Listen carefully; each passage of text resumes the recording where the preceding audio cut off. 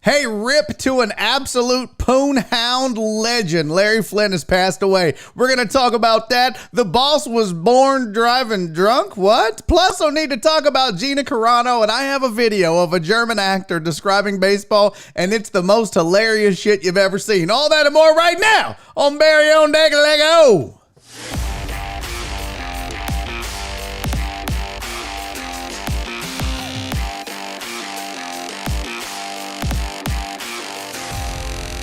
Live from the BiffNet Studios World Headquarters in Spring, Texas, it's Barry on Deck, hosted by former ESPN Houston radio host and stand-up comedian Barry Laminack, starring Oliver the Cat. Written by Barry Laminack, produced by Barry Laminack, directed by, you guessed it, Barry Laminack, featuring sports, entertainment, special guests, film sessions, and some drinking. Okay, a lot of drinking. Viewer discretion is advised. And now, here's your host, Barry Laminack. What's up, you damn dirty deckheads? Welcome to Barry on Deck. I'm your host, Barry Laminack. Thank you guys for being here and not over there where I started the show on the wrong go live.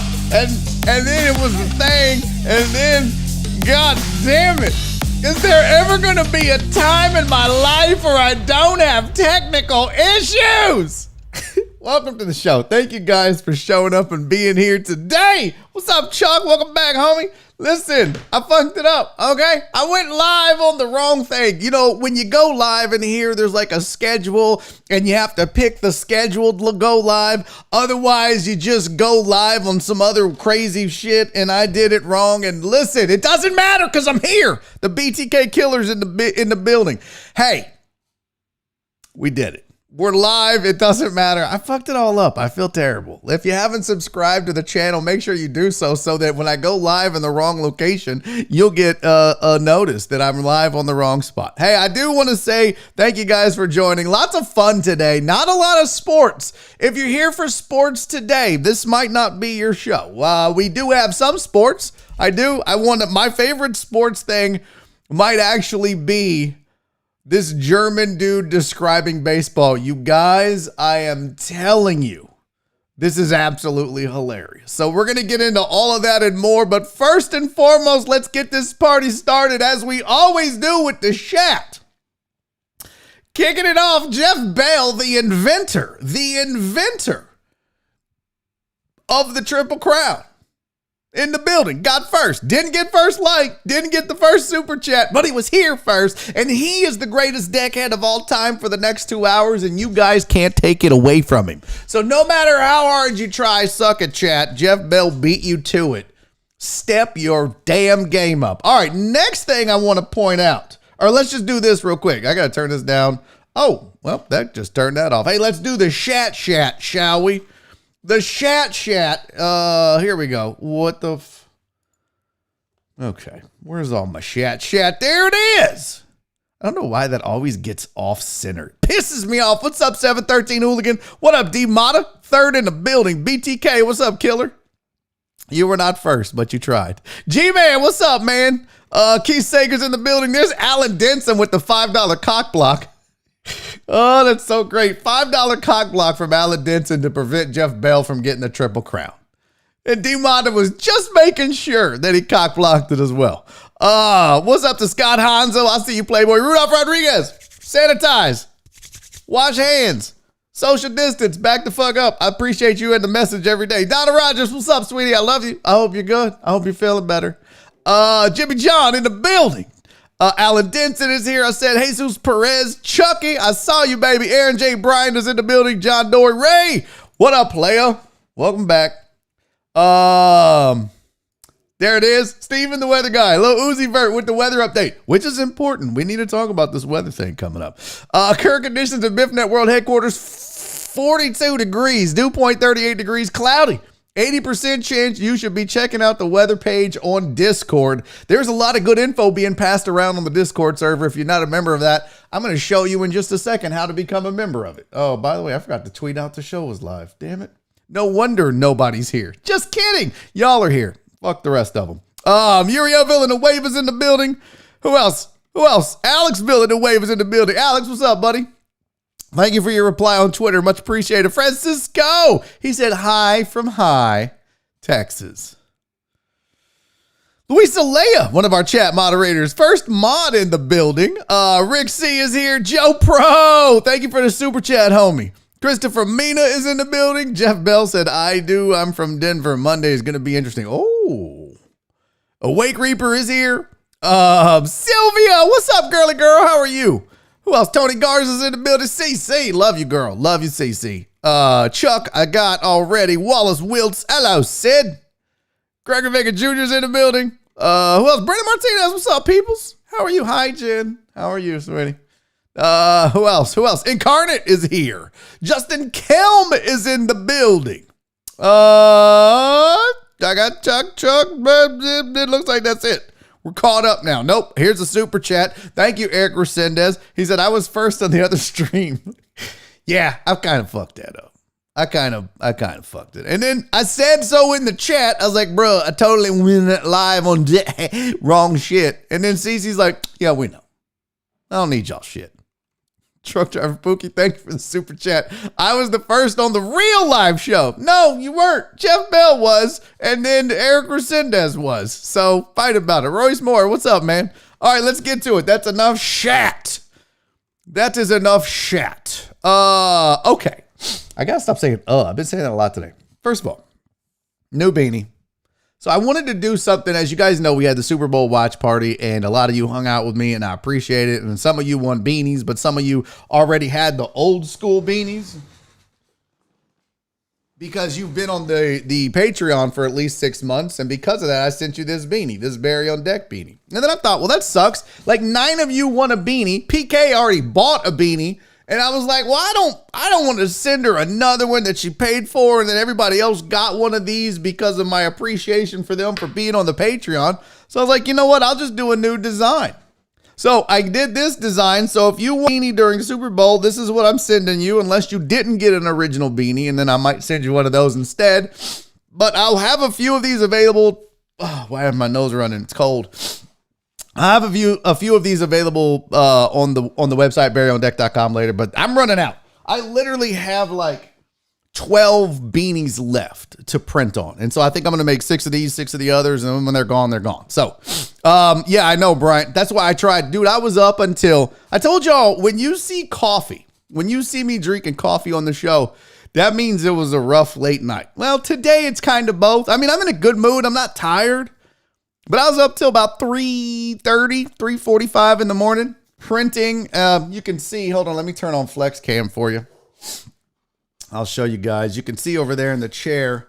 Those are that's a lot of the stuff you won at Super Bowl. So like that's, there's some beanies in there. Jeremy Vinegar won a shot glass, and there's stickers in there. So I'm trying to get all your Super Bowl swag out to you, specifically the beanies, so that you have them for the cold snap coming. So that's why I was up all night. And also, that's why I won't be streaming on Twitch tonight. No stream. I've got more shit to do. I've got to make my Barry on Sports video. I've got to do some behind the scenes stuff. Plus, I got to spend time with Nora.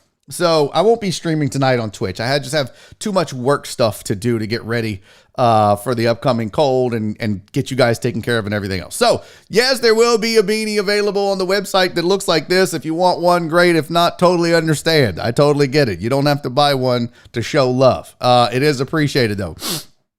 So those will be out soon. Any word on the Fuck the Texan shirt? Sergio wants to know. Yes, good. I'm glad you asked.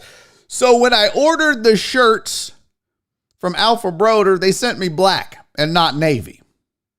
So I had to reorder navy. So they should be here. I'm anticipating today. They've said they've shipped. In fact, when I was show prepping, I don't know. I'm sorry, you guys. My nose is running. I'm going to use somebody's beanie. Just kidding.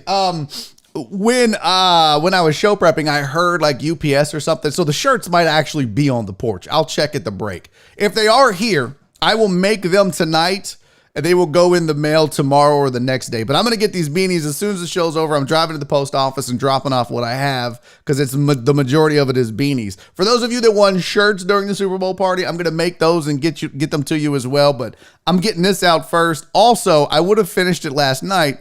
I use a Cricut to do all the printing and everything, and the site was down. So you can't use it without the site. So it kind of hindered me. I got as much done as I can before their scheduled maintenance. It's a whole thing. You don't give a shit. But I just want you to know that's where we are on all the swag and everything. And yes, this is a brand new beanie. This was the old one. This is the new one. You'll be able to buy this one hopefully in a day or two. Alex said, which beanie am I getting for my order? The one that was on the website. These aren't available yet. So you're going to be getting this one. Alex, that's what you ordered. You're going to be getting this one. And then so is Sylvia, because that's what she ordered. So Chuck said, when am I getting a Barry shirt, bro? I don't know, Chuck, when you buy one. Well, I'm sending out shirts, just randomly sending out shirts and shit. You know, that's a lot of these fools in this chat have bought shirts, Chuck. Don't be a greedy son of a bitch. All right. Charles said, first show I make this week. Nice. House is wearing his beanie today. Oh, how? You just go to barryondeck.com. There's nothing up right now, but I'm going to put some up here. Some new ones up for you guys to buy. Hopefully I have a few new designs coming. I have some ideas. I want to put a bunch of on-demand shirts that you can buy, and then I'll just print and send them to you. So we'll see how it goes. What's up, Pink Valkyrie? How are you, sweetie? All right, guys. That's enough. Let's get to, I think that's it. No. I got to say real quick, thank you guys for participating in the comment challenge yesterday. You guys are killing it. That is back-to-back shows where we have reached over 50 comments, and I cannot tell you what that means to me and what that means to the growth of this show. So thank you so much for participating in the comment challenge. I'm going to do it every day. And I appreciate you guys participating in it. Here's today's comment challenge. I'm excited about this one. I'm excited to see what you guys say. If you don't know what the comment challenge is, I want to encourage you guys not just to chat during the show, but to leave me a comment after the show. So I give you something to discuss, because a lot of you just probably feel awkward where you're like, hey, good show, man. Like you feel like you have to say that, and I don't want you to if you didn't like the show for the day. So here's today's comment challenge. What one toy from your childhood do you still wish you could play with? Only one. I want my big wheel and my Barbie and Ken, my Barbie and Ken Pimp Malibu, all that bullshit. Don't be listing 15 fucking toys. In the comments of this show, when it's over, I want your one. You only get one toy as an adult to play with. What is it? I contemplated on this long and hard. It sounded dirty. Because look, I loved my Atari 2600. You get a plethora of games with it. That would be a toy. But that kind of defeats the purpose, right? Like if you use that, that's fine. I'm not going to knock you for it, but I feel like that's cheating. And then I thought about, I really loved my Star Wars action figures. And I really loved, and I'll let you lump that in, like if it's from a genre, right? Like if it was, I'm not telling you can only play with one fucking G.I. Joe action figure. That kind of lumps it in together for me, right? Like if you go Barbie, you get the Corvette and the Dream House and No Dick Ken and Sassy Frassy or whatever the fuck her friend's name was. You get all that. It's Barbie. That's your thing, okay? And don't be like, board games. Shut the fuck up. Pick a board game if that's what it is. But my top three, and I'm not going to include Atari because like I said, that's cheating. My top three were Star Wars action figures, G.I. Joe action figures, and then Army Men. You know those fucking green Army Men where they would be like, that's all they did. They stood there. You had the one mortar guy. You had the fucking communications guy that had the antenna. You had the guy kneeling, the one guy that was down like that. You had the one guy that stood there with the German soldier gun. All that shit. I decided I was gonna go with the plastic Army Men. Let me see. Some of you are too young to even know what the plastic army men are. These. Oh my God. I loved these so much. Hold on. I'm getting an image for you. Some of you chicks don't know. Oh my God. I'm hard right now just looking at this. Look at them beauties. Look at that. You got the minesweeper guy. You got the fucking sergeant with the pistola and the binoculars up front. There's my mortar guy. There he goes. Oh, I forgot about over the head stabby guy. You got the machine gunner. You got the one guy that's like with his arms out. Why is that guy? Why is the guy with his arms out? Y'all see that one? He's just like, bro, why are you getting shot like that, dude? Put your fucking gun up. You got the laying down guy. You got the kneeling guy. You got bazooka guy. Oh, shit. Well, I'd rather get an onion. Call back. Walt's a professional. Go back and watch yesterday's show if you missed why that's so goddamn funny. Raymond said pistola. Okay. Oh, man. P. Jones said had a big Ziploc bag full of army men. Oh, my God. I loved army men. Here's what I would do. All right. So I would take, you had, I had a set that had German army men. I had these. I feel like these were the German ones. Hold on. Let me show you what this is. Let me shrink this down some. So I also had these bad boys.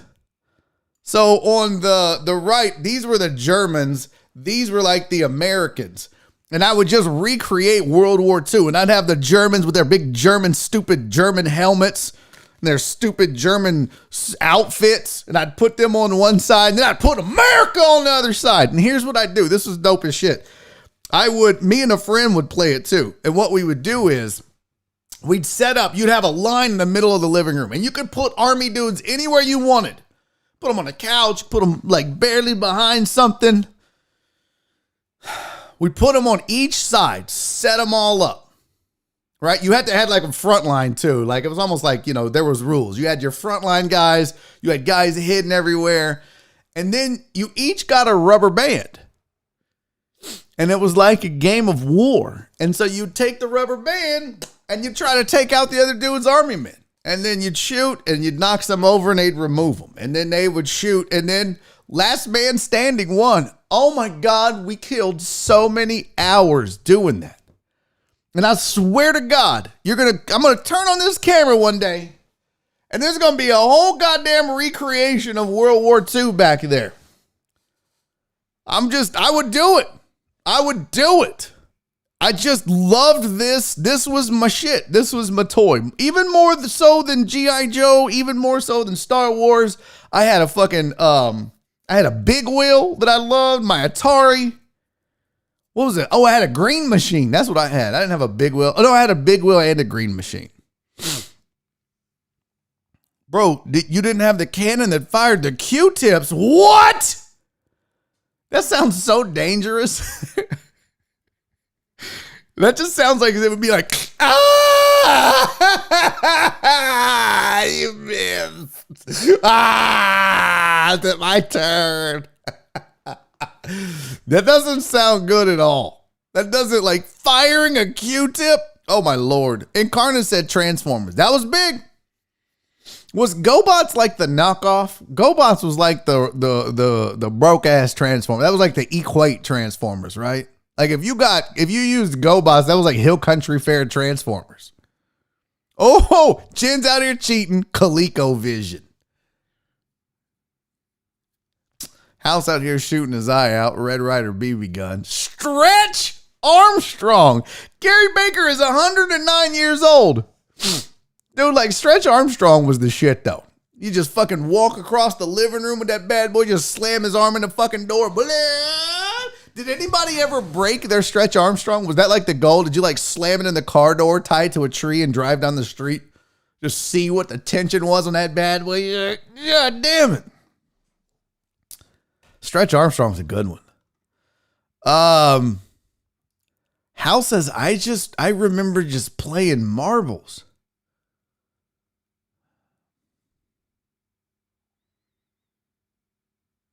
I mean, I know there's not a lot to do in a trailer park house. Marbles? Really?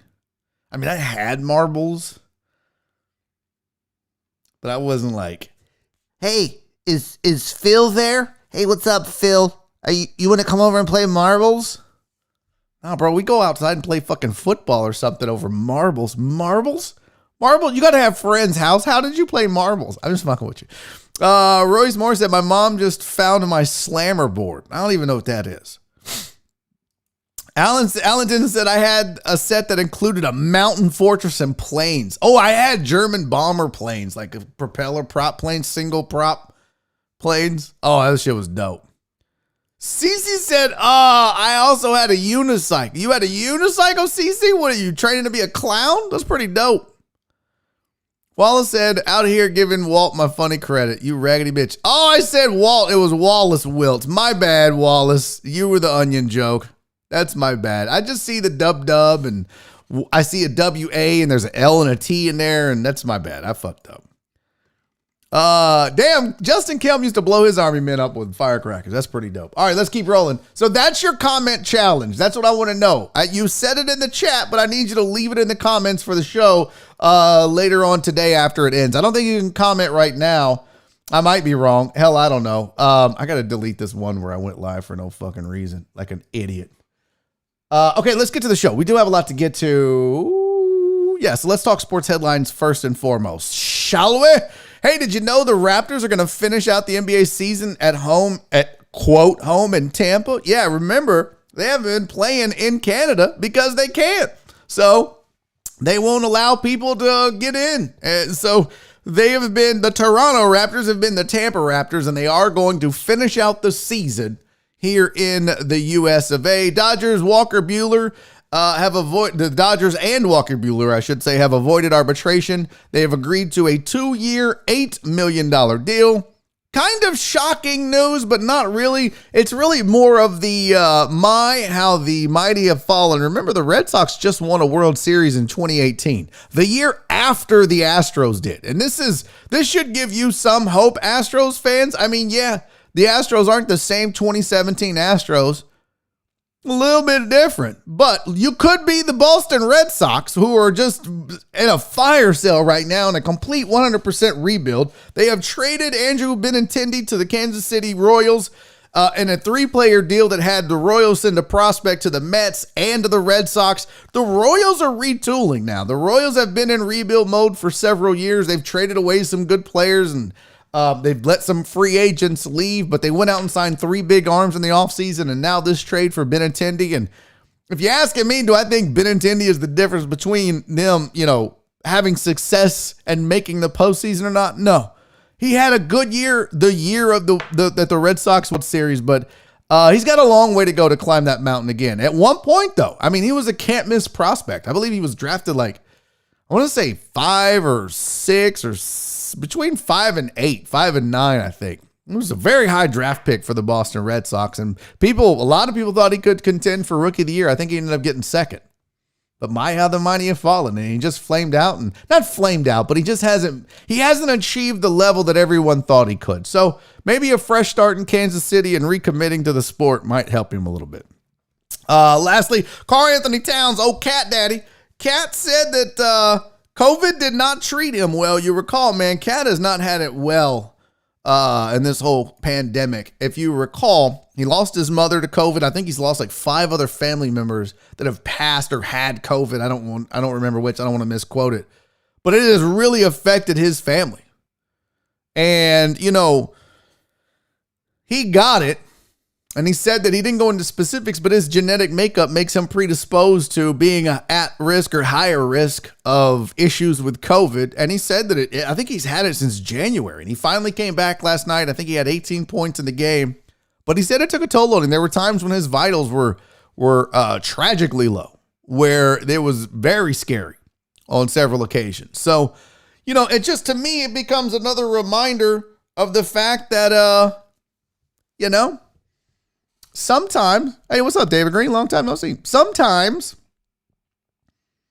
we tend to live in a bubble of, COVID's not that bad, right? Like, I mean, some of you have had COVID and it wasn't that big of a deal. And you're like, yeah, it was like the flu. I mean, they're making a big deal out of nothing. And then you have other people that you don't know that have lost loved ones and almost lost their lives themselves and lived on a ventilator. And now they're long haulers and they're having respiratory issues 6 and 7 months after having COVID. So don't just poo-poo on it and dismiss it because it wasn't bad for you. That doesn't mean that it's not bad. Like some people survive cancer. That doesn't mean, cancer's just like, just because you survive doesn't mean it's not deadly. So I just want to say that. Keep that in mind, man. And by the way, I just want to shout out to my sister who has COVID. And rooting for you, girl. Love you. I hope you're going to be okay. So that's the third family member that I've had that's gotten it. Mom and stepdad got it, and they did pretty well. Seems to be affecting my sister a little bit more. She's struggling a little bit. Not crazy, but yeah, love you, Angie. So hope you recover in a speedily fashion. I will say I'm glad that my mom and stepdad are on there, have already had their first round of shots. Nora's vaccinated. My dad is vaccinated. He got both of his. So the fam is trending in the right direction for sure.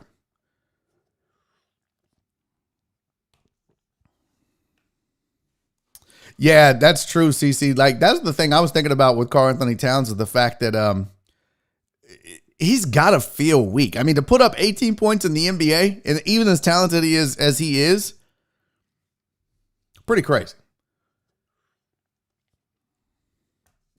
Thanks, Jen. Thanks, Sylvia. I think it'll be fine. I don't think there's any risk of life. She's not in the hospital. She's not in ICU. She's not on a ventilator, so it could always be worse.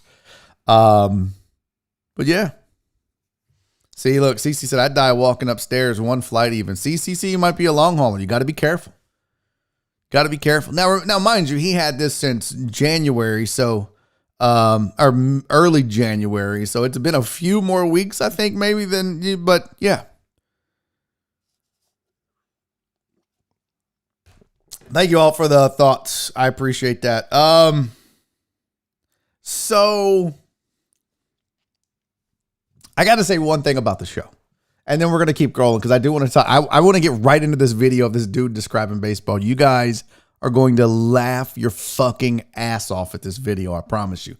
But I just wanted to say something about the show. So if you're not a member of the Discord, I don't hold that against you, but you miss some of the best non-show conversations and inside baseball. Sorry, guys. I don't know why my nose is so itchy and runny today. I apologize. I don't know what else to do about it. If you're not on the Discord, you are missing so much behind the scenes stuff, deckhead conversations, planning, participation, and what goes on and what's going to happen with this show and beyond. That is definitely true, Tony. I do not want you on the Discord. God, I love you, but I've seen you on message boards. We're okay. It's a happy, inclusive, relaxed, encouraging family type atmosphere. Yeah, none of that screams you at all. None of that screams you. We don't need trolls acting like dicks for attention. Definitely not that. If you want to join and be cool and hang out and participate and have a kind heart and help each other and, be genuinely cool, welcome to. But I know you're a troll. You are a blatant ass troll. Anyways, no, the Discord is badass. So look, I'm just gonna show you this once here. The way you get access to the Discord is by joining join the Patreon, patreon.com/BarryOnDeck. It is the only way to get access to the Discord. It's also a way to support the show and keep me going and keep this thing rolling. I have 2 different levels on the Patreon. You can join the big Deckhead tier, which is $5 a month, or you can save 10% a year and sign up for a year subscription automatically. That way you're not billed every month and all that crap. It's like $60 minus 10%. So you're really only paying $54 for the entire year to support this show. And Joe Pro said it best, which I'm going to shout out Joe Pro tomorrow for a specific reason. But Joe Pro's like, dude, at $10 a month, that is literally like less than $2 a week. It's like less than $1. It's like 50 cents a day or something crazy just to support the show. So if you do it, I appreciate it. But I'm telling you right now, the Discord is worth every penny. People have been like, man, I got to get my dishwasher repaired because so-and-so happened. And then a deckhead was like, bro, that happened to me last week. Just do this, this, and this, and you're fixed. They were like, bro, you just saved me so much money. It's a great thing. Last night, and I'm not going to spoil it. And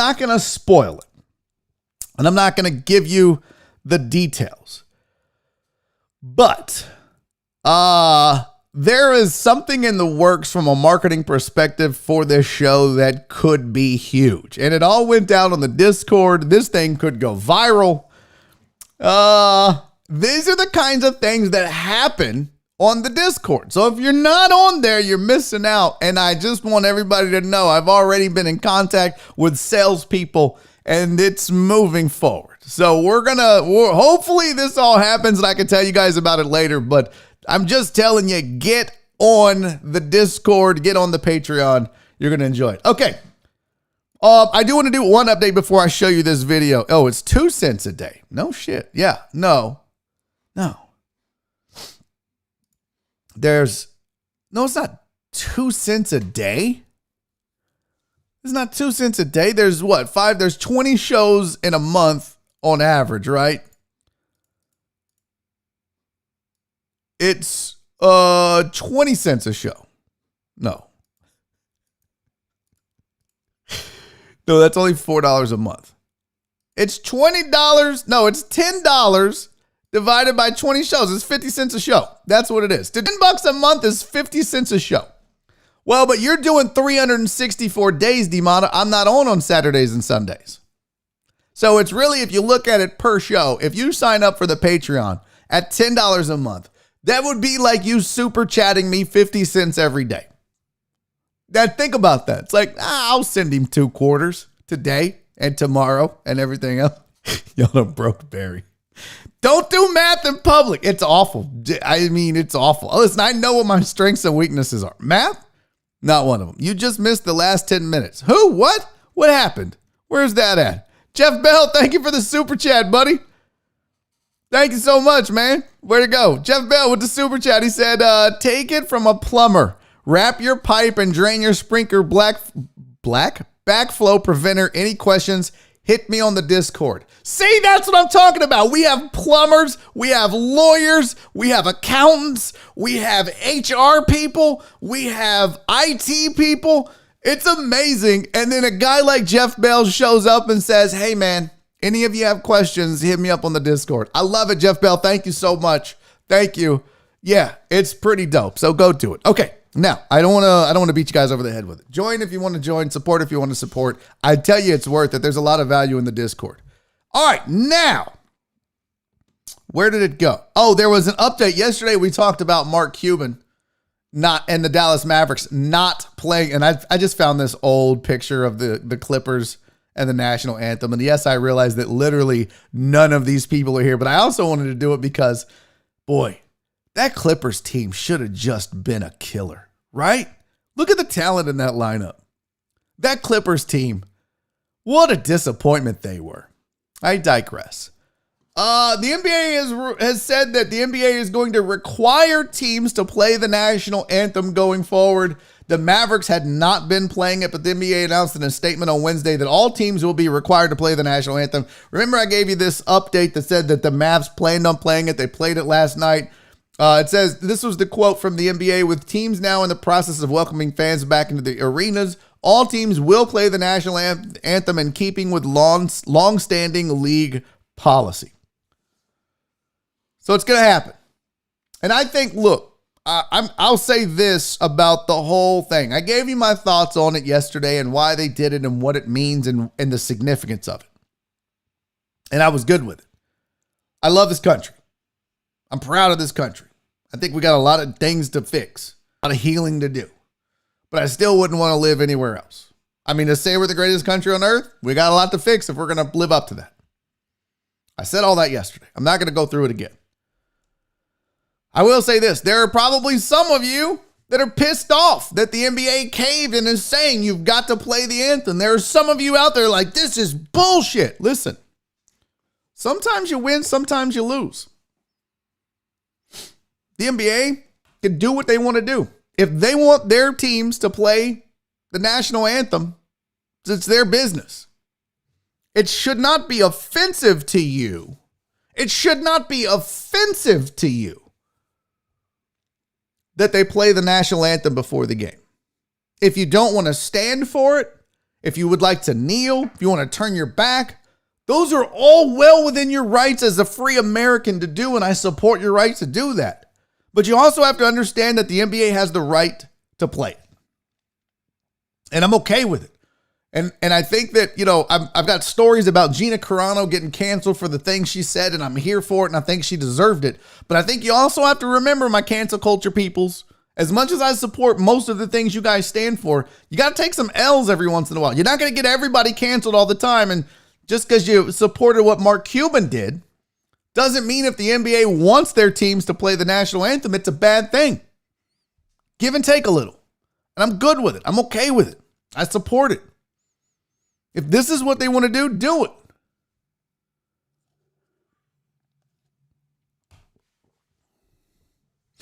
I think you can love this country, and I think you can respect this country and still disagree with it. I think there are limits to which you should take that. I don't think you should storm the Capitol. But I think if you want to kneel during the anthem because you think there are too many people dying at the hands of police around this country, I think that's okay. So that's just me. But I'm just telling you, don't be pissed off because they're playing the anthem. It's ridiculous that you're mad that they're playing it. Whether you support it or not or choose to kneel is a whole different, and you've got to draw this line here. It's two different things. It's not just anthem is all inclusive. Because a lot of people love this country. They want to hear the anthem. They want to put their hand over their heart. They want to think about a family member, a loved one, or a friend that's fought and died for their freedom. Although I would feel like most people at a stadium aren't. They're like, man, them nachos, wish they would hurry up. I want to drink that beer. But some people take it serious. I know it's okay. It's okay. Some people don't like what it stands for. I get that too. But it's not the end all be all because they are asking everybody to play the anthem. You don't have to stand for it. You don't have to sing it. You don't have to put your hand over your heart. They're not demanding that their fans do it or get the fuck out. They're just saying, we're going to play it. I've seen some people like, this is bullshit. No, it's not. You didn't lose. I mean, you're taking an L because you didn't want it played, but you're not losing anything. You don't have to obey all the rules. They're playing it. It's their right to do that. So that was just a follow-up from yesterday. Yeah, Amos said most people complaining don't even go to games. That's a great point, Amos. That's a great point. Justin Swinford, it's ridiculous that it's such a story and the NBA wants to act upset when they haven't played it all season and they just now notice. Seems like typical far-right stupidity. All right. Lisa said the anthem being played at sporting events came out of the McCarthy era events.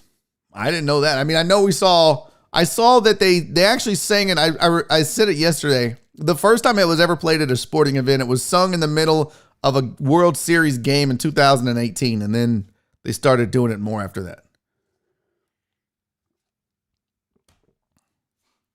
Again, don't have a problem with it. Okay. So that was the NBA thing. Now we have to do this. BR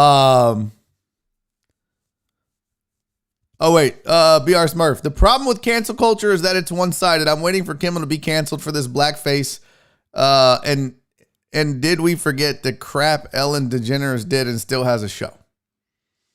I don't know that it's one-sided. I think it's just the difference between saying that comparing people dying in the Holocaust to people hating Republicans and a lady being being a total bitch to her staff and then someone saying racist shit or, you know, homophobic shit. There's a big difference. If Ellen DeGeneres had called one of her employees the N-word, she wouldn't have a show. BR Smurf. There's a difference. She treated somebody like shit. Guess what? Celebrities do that all the time. The big thing about Ellen, it wasn't that she was, she was just basically a phony. It's like me saying, be safe, be kind, love each other. And then as soon as we hang up, I go out and I just start fuck you, fuck you. And, you know, I do it a lot in rants as a joke, but I don't Jen works for me. I don't treat Jen like shit. She'd fucking murder me. She would absolutely destroy my whole face. But that's beside the point. There are a lot of people that help me with this show. I don't treat them like shit. I'm appreciative. So I think that's the big difference. Again, had Ellen done something about it, had she singled out Jewish people in her organization, that's a whole different thing, man. That's the point. That's the point. It's not, she just treated people like shit. She was outed as a phony. You're not going to lose you might lose viewers, you might lose some sponsors, but you're not going to lose your show because of that. So that's just my 2 pennies on it.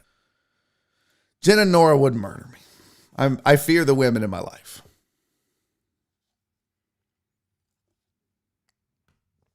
Okay, I just want to watch this. I don't want to get into this. We do get heavy and deep. I'm not feeling it today. I don't want to, I don't know. I wanted this to be a fun day. We got a little deep and a little heavy in hour number 2 yesterday. Stop lying, Laminacky work for Jen. Keep it real. Hey, all right, check this out. This is fucking hilarious. So I saw this on Twitter, and I'm going to be honest with you. I didn't watch it all. All I needed to watch was like the first 30 seconds. I skipped to a middle part for 5 seconds and went, we're doing this. It's about 2.5 minutes long. There's 2 parts because the last part got cut off. This is a video. I'm just checking how much time we have. It's 2:44. This is a video of a German actor describing his thoughts and views on what baseball looks like to him. Now, apparently this is kind of old, but this is the first time I'm seeing this. I think this is a few years old. So if you've seen this already, okay. Don't be like, this is fucking old. You're stupid, Laminack. Shut the fuck up. Be safe, be kind, love each other. Fuck you.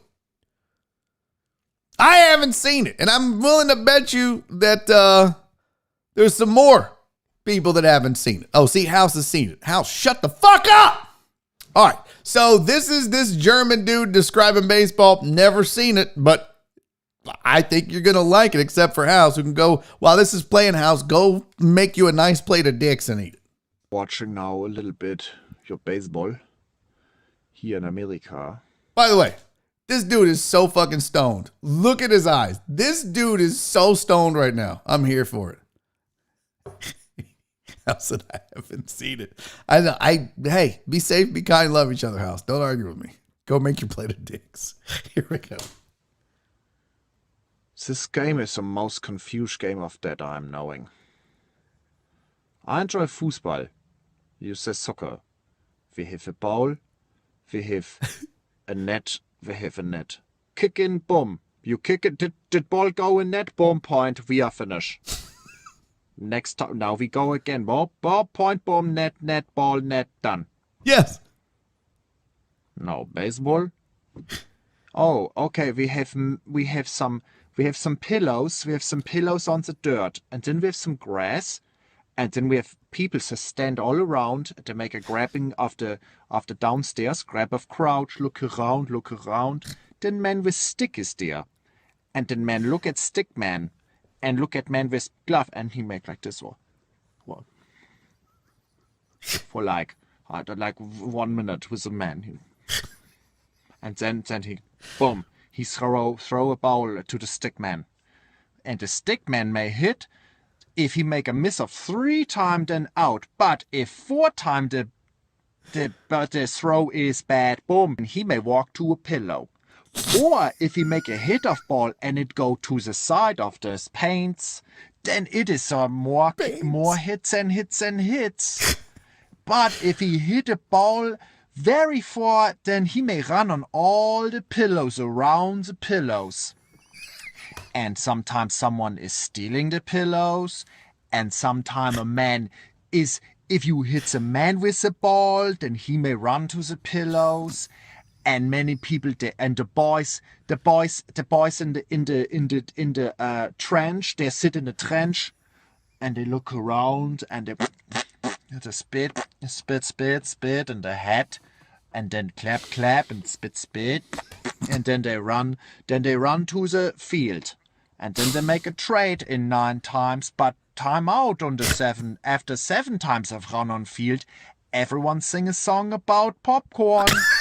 And then they...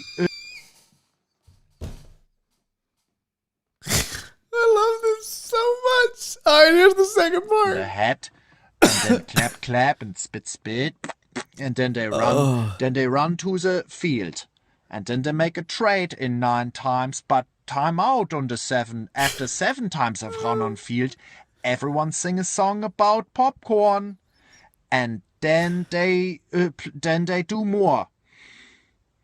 Hits and throws.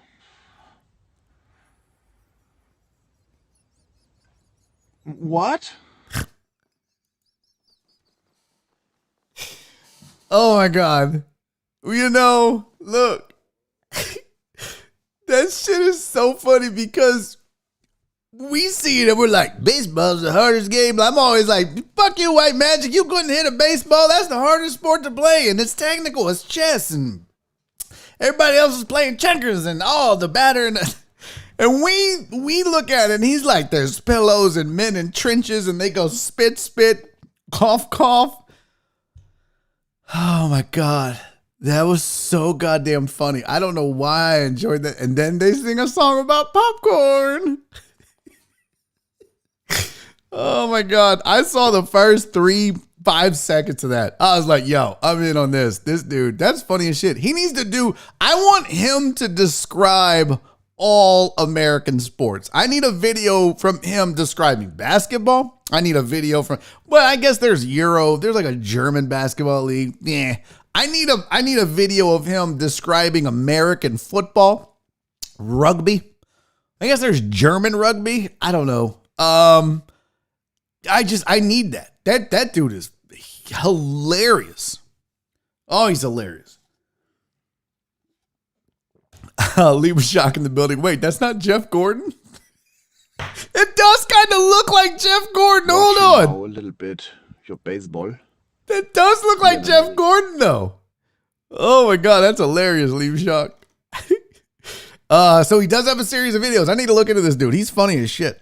I enjoyed it. I thought it was hilarious. All right, one more sports update for you. I hope you liked it. I can post links, or maybe I'll put it on the Barry on Deck Facebook page, facebook.com/Barry on Deck. I'll post those individually along with the show today. Last thing, if you didn't hear, creepy Dan Snyder settled his claims against, or settled the lawsuits that were made against him of cheerleaders who claimed that they were asked to do lewd and disgusting things on video and that there were lewd outtakes taken. His lawyer, Cindy Manetti, said that the matter is, quote, been resolved. Which is basically, that means that it says, quote, the 5 words appear in countless settlement agreements that include a broad and strong confidentiality provision. So they're not going to come out and tell you how much they paid. They're not going to come out and tell you how they righted this wrong or perceived wrong. They're just saying, like, look, we took care of it and it's over with. So litigation or settlements before, it says, where did it go? Damn it. Multiple lawyers represented multiple former cheerleaders in response to an August report from the Post regarding a pair of videos prepared from outtakes at the alleged behest of former team media executive Larry Michael. Franchise recently pressed pause on his cheerleading squad, prompting criticism from former members of the group and from other lawyers.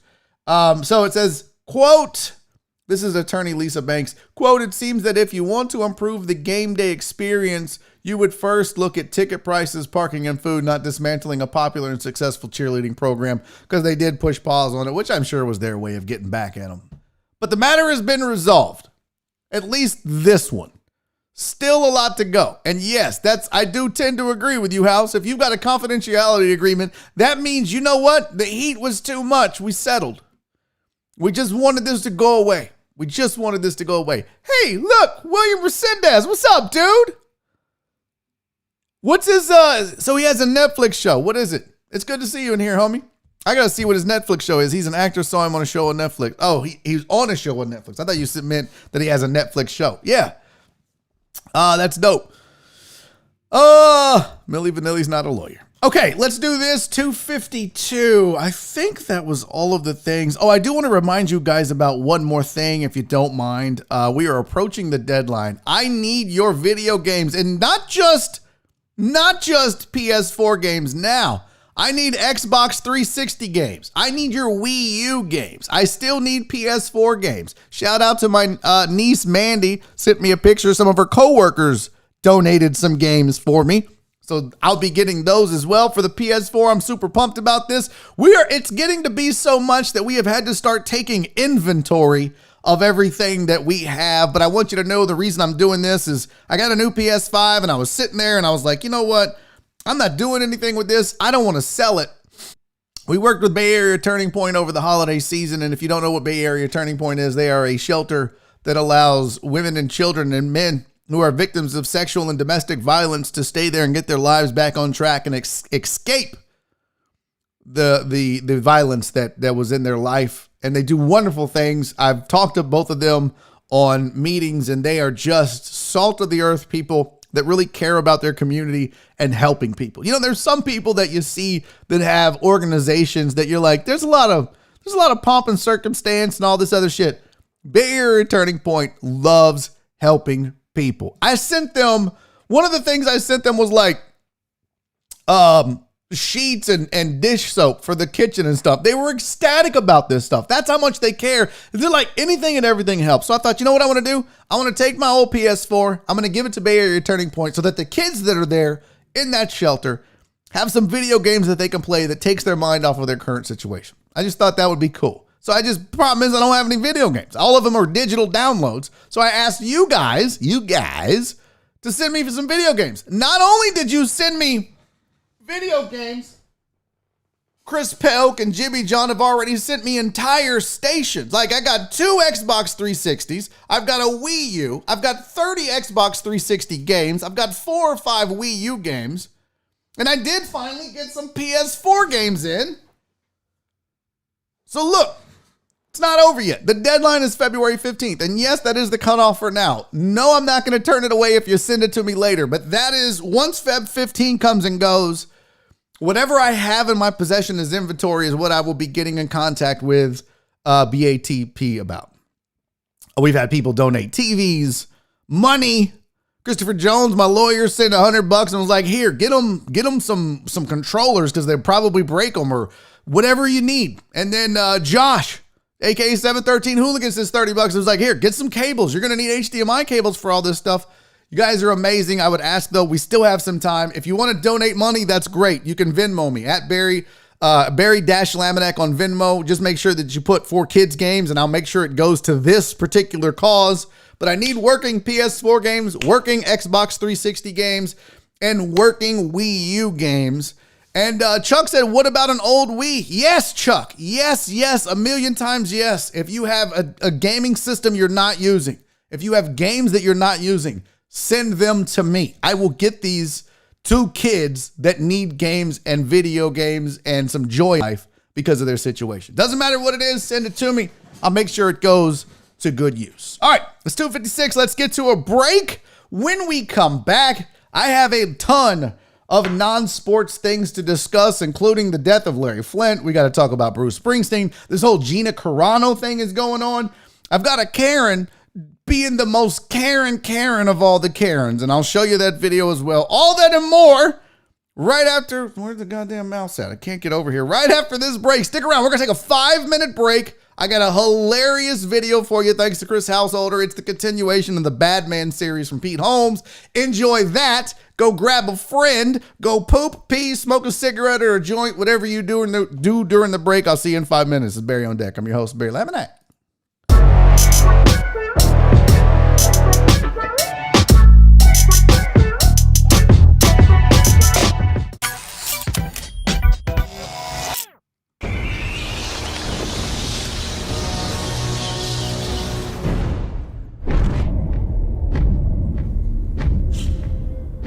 never get out of here alive, Cobblepot. Be quiet and wait your turn.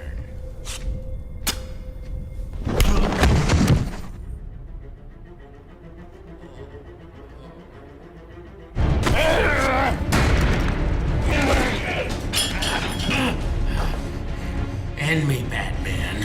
You know you want to. I don't kill. He's not like you, Cobblepot. Your stupid rule will be your downfall. You know that, right, Batman? I'm not a coward who hides behind a gun. I would never take the life of another, for I am Batman, look out! the Dark Knight, the last remaining beacon of morality in the shadows of this town. Wait, what was that? What? You just said you don't kill. Yeah, I know. It's like my one rule. Yeah, Batman, why don't you look at the guy that you... He's asleep. No, wait, what? Oh, I see what's happening. You guys don't know this, but when criminals fight me, it's exhausting because I'm good. So they often have to nap afterwards. Wait, you can't be this. You think they're sleeping? Look at that poor little guy. He's all tuckered out. Oh my God, do you not know what death is? I totally know what it is. Don't be stupid. Let's back it up a little bit to talking about what a hero I am. Batman, you have to know what I mean, your parents were shot and killed. My parents were shot, yes, but they're alive on a special farm. Oh boy, they were on a farm. They're on a special happy farm where they make buttermilk. They romp and play. There's a hammock of dreams. Wow. I can't even. They write me emails. Wow. Wow. I don't understand what you find hard to believe Batman, look out! about any of that. It's a very plausible situation. Old rich people go to farms. Are you kidding me? Are you kidding? I'm the one you're after? Yeah. Wow! See, this is what we're talking about. What you just did. You killed that guy. Commish, that head wound, it's gotta be taken its toll because you are making 0 sense. Yeah, Gordon, just let me try, okay? Please. Batman, what do you have on your wrists? I'm not wearing hockey pads. It's all right, I know. Listen, what are the metal, sharp, stabby things? These are triangle blades to use against my foes. Okay, thank I you. broke your sword. Batman. Compromise your footing. I see water. Unbelievable. Good times. Batman, now, if the metal triangle blade hits a flesh neck, what happens? They go to sleep, just like me. And then they wake up, just like me. Usually with a boner. I call it the bat signal. No, they die. There's no boners. They don't get sleepy. They die. Wait, but my fish, he went to sleep, and we flushed him down the toilet. He's in the ocean right now. He's alive. No, he's dead. Dr. Fishy! No! You see, Batman, what you did to Dr. Fishy is what you've done to these men. I overfed these men. No, you killed them. Whoa, major game changer. Before, I didn't understand, but now I got it. We're on the same page. Good. You're saying if I go to sleep, I die. No, oh my God, no.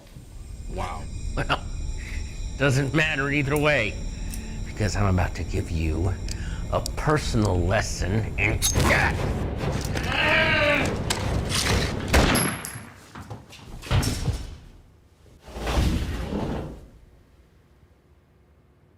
What happened to no guns? This is a gun?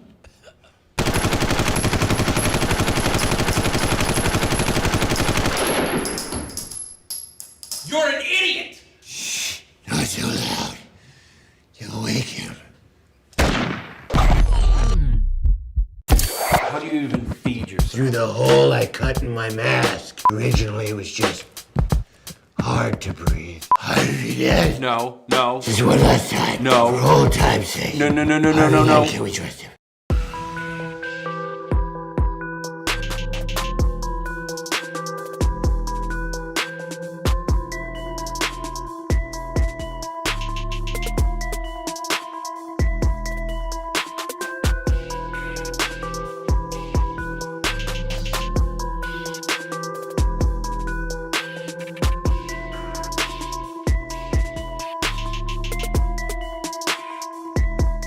welcome back to hour number 2 of Barry on Deck. I'm your host, Barry Laminack. Thank you guys for sticking around through the break. Those of you that did, those of you that didn't, you're jerks and you're not here to hear it. But I hate your whole stupid dumb faces because you didn't stick around through the break. Hey, I want to give a shout out real quick to Howard Broussard and Broussard's AC and Heating. Look, I said this. I tried to do this yesterday, and my stupid ass mic was off because I came back from break the wrong way. But I will say this: if you need AC and heating, go check out Broussard's AC and Heating. With all the winter storm stuff coming on, maybe you want to get the heater checked out.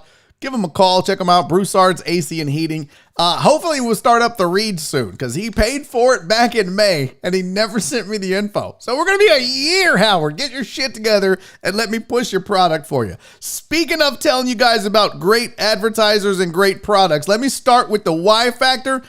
If you don't know what's going on with your body as a man, you need to get your stuff together, guys. The Y Factor. By the way, I need to update this. I keep forgetting. Damn it, I owe them.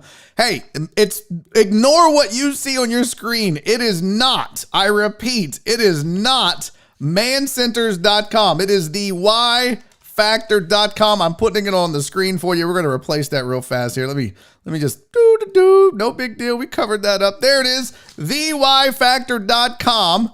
And look, if you are a dude in search of any of the following things: male fertility, maybe you and the wife are wanting to have a baby and you don't know, like 50% of the problems with couples trying to have a kid is the male, and couples spend tons of money on IVF and it doesn't work.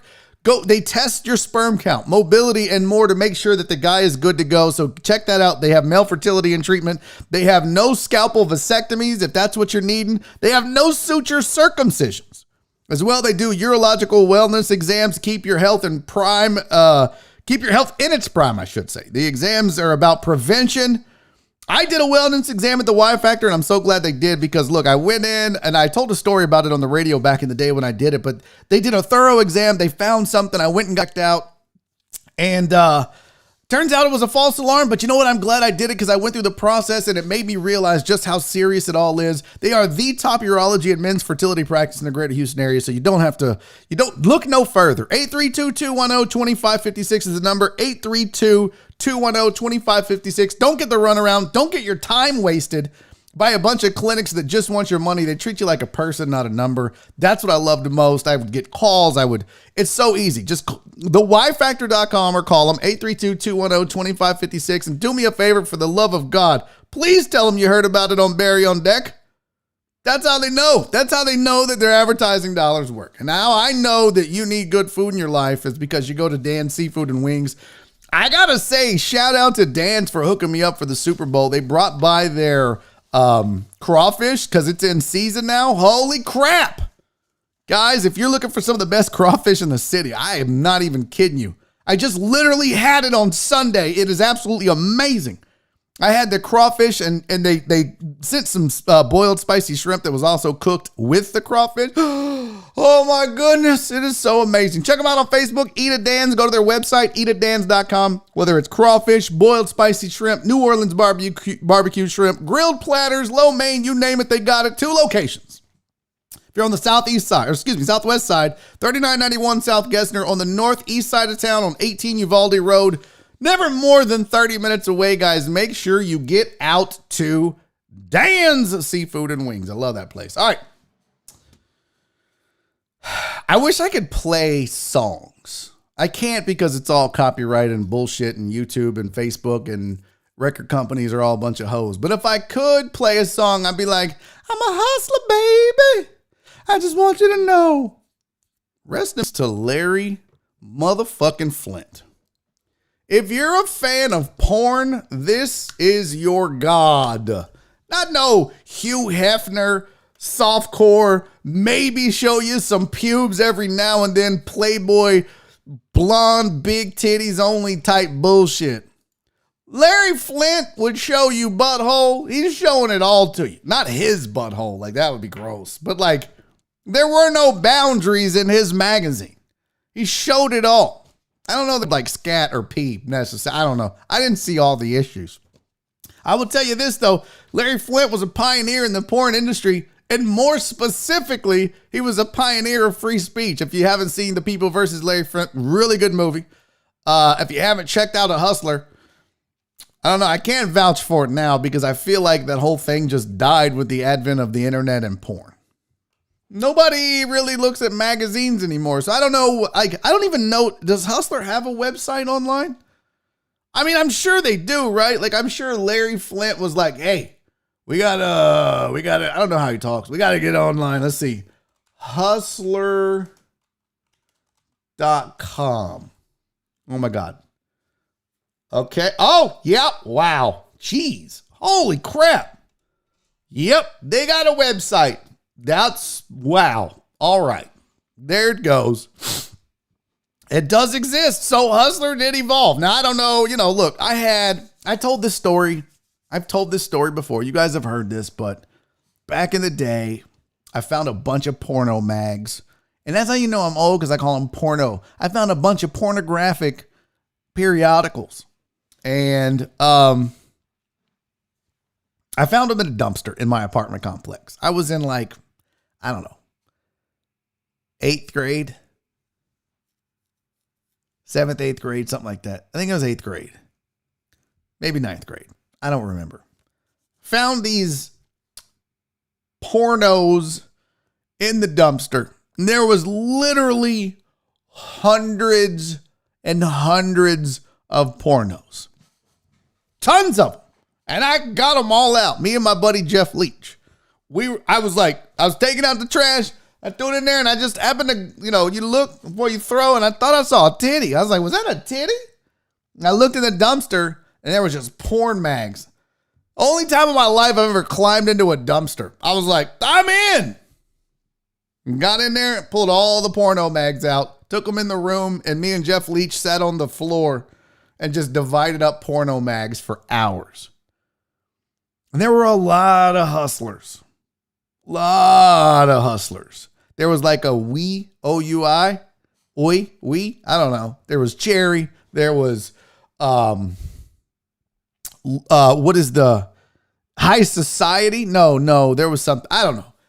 There was Playboys. No one gave a shit. We threw those out. Playboys was whack. It was insane. But I'm going to tell you right now, man, Hugh Hefner kind of revolutionized it. Larry Flynt took it to the next level. And yes, Penthouse, that was another one. But Larry Flynt, man, he was shot. That's the reason he's in a wheelchair, because I think he was shot in the 70s over somebody that was like, where did it say? Flint magazine notoriously also led to him being shot in 78 in a murder attempt by serial killer Joseph Paul Franklin. Shooting left him paralyzed from the waist down and confined him to a wheelchair. Oh, that was the other one. Barely Legal. That one's kind of weird. Along with being the name behind the Hustler, he had a Barely Legal pornographic videos. There was a Hustler casino. Interesting. I wonder if it was like a whorehouse. Michael said, act as if Barry can't be jumping into dumpsters for someone's porn garbage. What? Yeah, if you knew me, then you'd know, like, germs. I'm a germaphobe now. But back in the day, I would dumpster dive for some titties. Flint was married 5 times.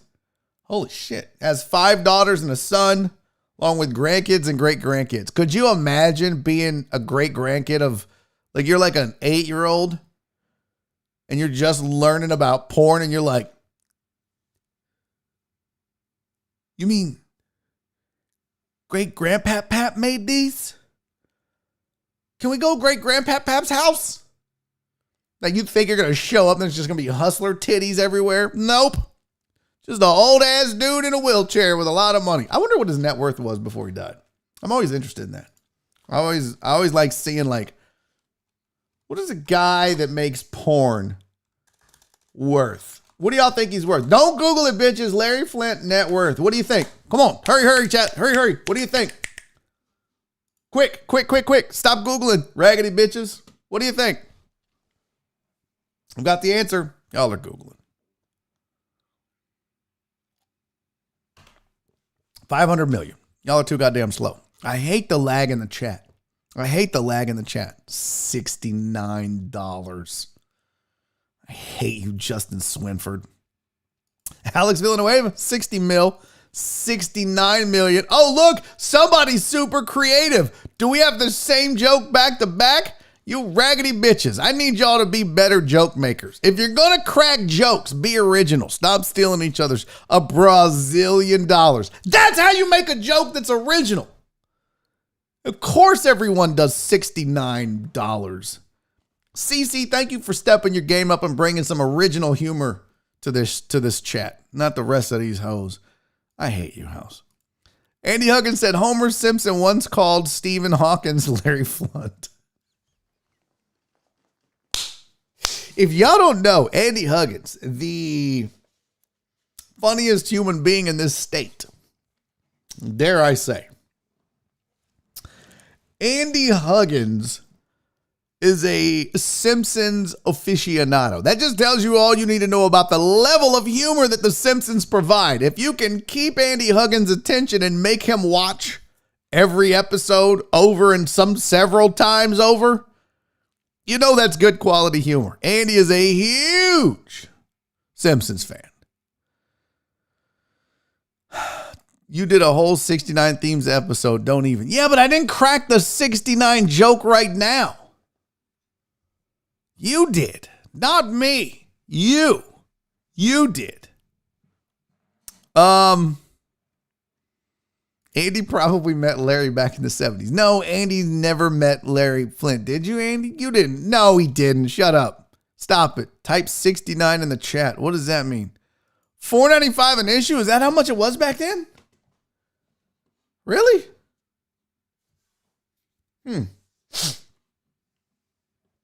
Oh, look, here's a history of Larry Flynt. This is interesting. It says, after leaving the Navy, Larry Flynt embarked on a series of business ventures. His first one was when in 1965, he bought his mother's bar in Dayton, Ohio, using $1,800 from his savings. She couldn't just pay me off. Wow. After refitting it, he quickly started making as much as $1,000 a week and used the profits to buy 2 more bars. He continued to expand his mini empire and opened the Hustler Club in 1968, a new higher class bar featuring nude hostess dancers. Later, he opened Hustler Club in other Ohio cities like Akron, Cleveland, Columbus, Cincy, Toledo, and each was soon grossing between $260,000 and $520,000 a year. Damn! So Larry started in the titty bar business. I didn't know that. In 72, Flynt created the first Hustler newsletter to promote his clubs, increasing it from 4 to 16 pages in less than a year. I'm a hustler, baby. Interesting. And now you know the rest of the story. Rest in peace to Paul Harvey. Good day. I used to love listening. I remember driving to work. Some of you youngsters don't even know about Paul Harvey. I remember driving to work when I was a painter and a carpenter. Or actually, yeah, I was a make-ready guy for an apartment complex. And in the mornings, I would listen to 740 KTRH, Lana Hughes, JP Pritchard. And at some point on the drive in, they would run Paul Harvey. Good day. And I would listen to his little bit, and I thought, dude, this guy is a blast from the past, but I kind of enjoyed it. It was, it made me feel like I was gathered around the radio with mom and dad and a leg lamp on the table, and I was waiting on the decoder information from a little orphan Annie decoder ring. And gave me that feel. There's a Hustler Club on Bourbon Street, huh? Interesting. D. Mata said, I used to sneak into the covers. What? I used to sneak into the covered with blankets at my local half-price books location to look at the Playboy. I don't even know what that means. When I would buy a porn mag as a young adult, 18, 19, I would drive across town. I literally would drive. This was before porn was on the internet. I would drive across the city of Houston to a suburb many miles away from where I was. And you know, they always like every single one of them was the same. You would go into like the J&K Mart or the H&I Mart. They always just had like a couple of letters, right? Or it would be some like cheesy ass name about being fast. You know what I mean? It'd be like the Quickie Fast Superfly Mart. And you'd go in. It stunk. It was old. One dude behind the counter that hated his fucking life. And then why did they put the porn in front of the fucking window? Can a brother get some privacy, please? I'm trying to figure out which titty mag I'm taking home. And now everybody pulling up for a fucking Tall Boy Miller Lite for the drive home is staring at me, staring at porn, trying to decide I got $7. Which one is it? Why is it in the goddamn window of the store? Could you put it in the corner where no one can see me buying this filth because I'm lonely and can't pick up a woman? Huh? Is that too much to ask? I already got enough goddamn trauma in my life. Now I gotta watch. Now I look like a fucking lost dog at a pet shop staring at porn while people are in the window like, oh, look, I wonder if we should adopt this little boy and teach him how to pick up women. Fucking 19 years old just getting fucking shamed in the Fly Mart. Ridiculous. So I don't think it's too much to ask. And then they started putting those covers over them because little kids would come in and be like, Mommy, what is that? She'd be like, that's a Virginia. Get out of here. You need to cover this filth. Then you're like, well, I don't know if I want this. I need to be able to look through it. And then it was just a leap of faith. It was just all right, I'm going to buy this cherry and hope I like it. Fuck. Then you get home and you be like, this ugly bitch is, oh man. I hate this so much. You didn't know. And you certainly were going to have fucking Hustler delivered to the house. Who's doing that? Nobody. I mean, Playboy delivered to the house is one thing, right? Like you're like, okay. And they would put it in the fucking cellophane and cover it in all black like nobody knew that wasn't a fucking Playboy. Come on, fam. We all know what's hiding behind that big navy blue plastic bag. Titties. That's why they ship it like that. Nobody ships a fucking Cosmopolitan magazine in the blue. Ain't nobody shipping a fucking GQ like that. You get porn like that.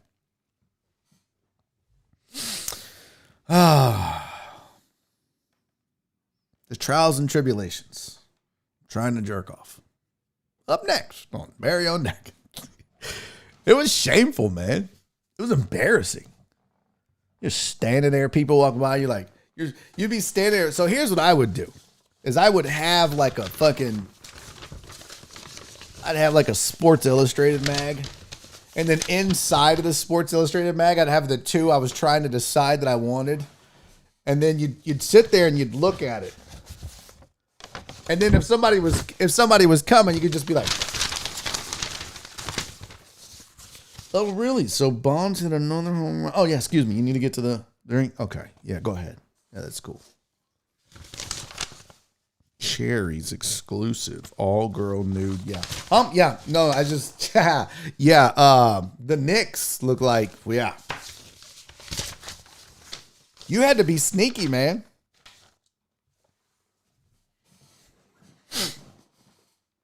And then they started, do y'all remember the 3-packs? Do y'all remember those? You could get like a 3-pack of porn for like $17.99 or some shit. They would just bundle 3 magazines together. You'd be like, oh, hell yeah. Now I'm just fucking, it's like Costco porn. You're just getting a big old fucking pallet o' puss. You just got all these magazines. Cece said, no, we don't know that. Oh yeah, Alan Denson knows, Cece. I'm telling you, I would be interested to see how many chicks have ever bought a porno mag. Cece, Donna, Marsha, Katie, if you're here, Jen, I kind of want to know. I mean, we're all adults here. And I get it, ladies, if you don't want to admit it. I get it. But I'm just curious. I feel like that's not a female-driven. I would actually be shocked if I learned of a female that bought porn mags. I'd be surprised.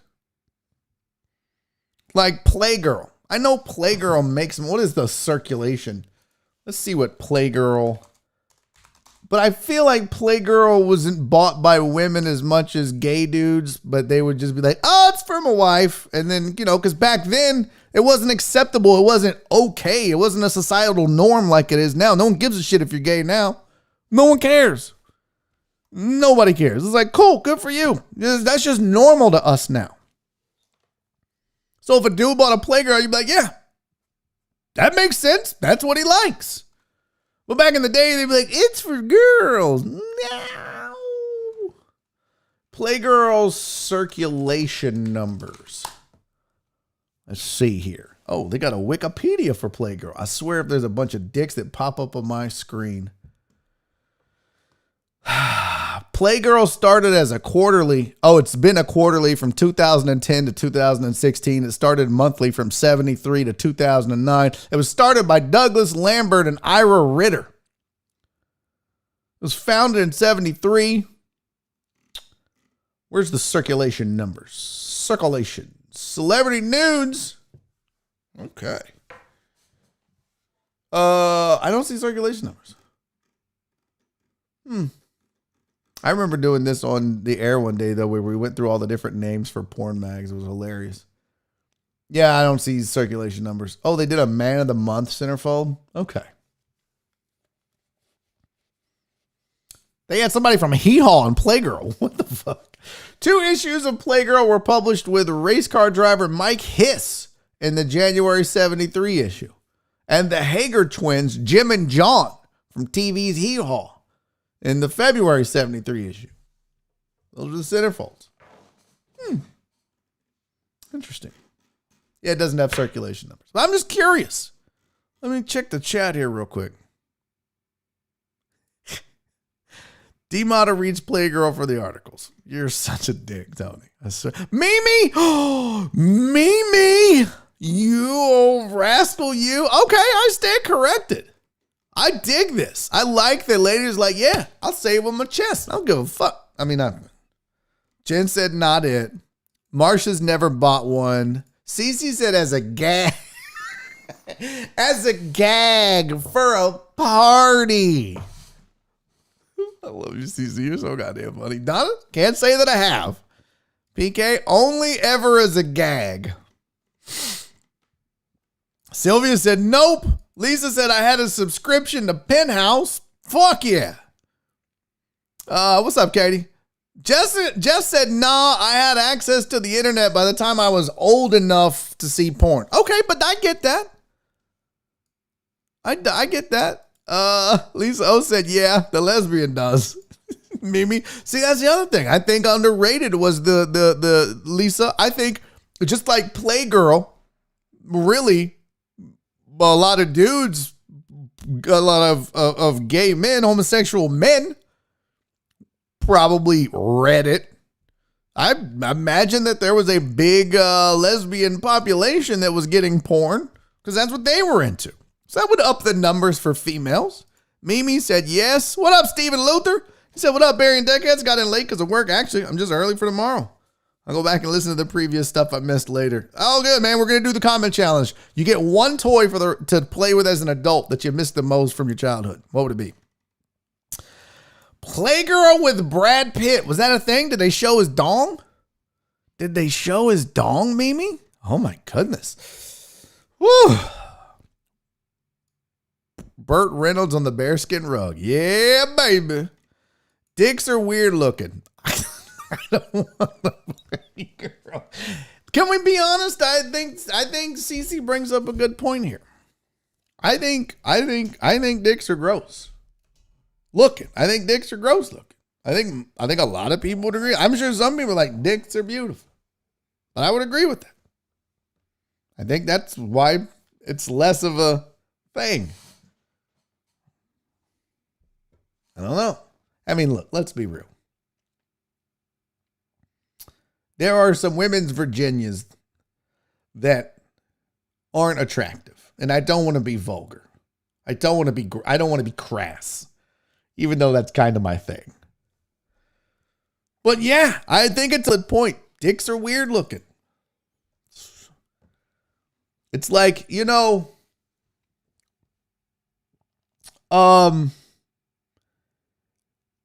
it's like if how to put this? If sexual organs were people, okay? Like, dicks would be old Russian grandmas. You know, they got the babushka and they're all wrinkly and they probably have a mole in a weird place. And they're kind of hunched over and they curve to the right or to the left some, like old Russian grandmas do.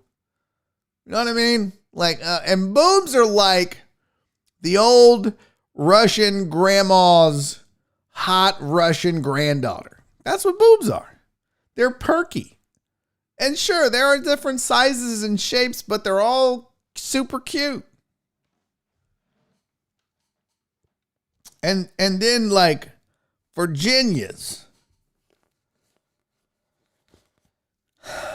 Virginias are like, you ever seen that episode of Martin when he got beat up by Tommy Hearns? I'm just kidding. I don't.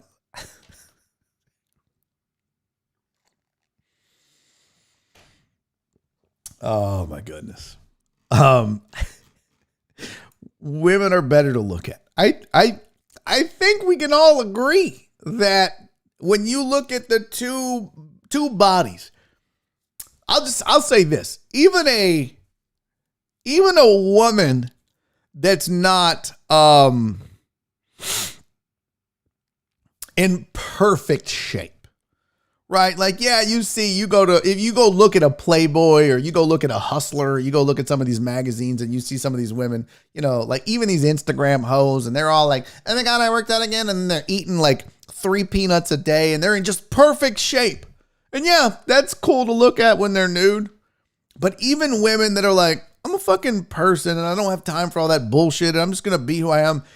Even women that wouldn't be considered shaped perfectly, I think might be the nice way to say it or whatever. They're still beautiful to look at.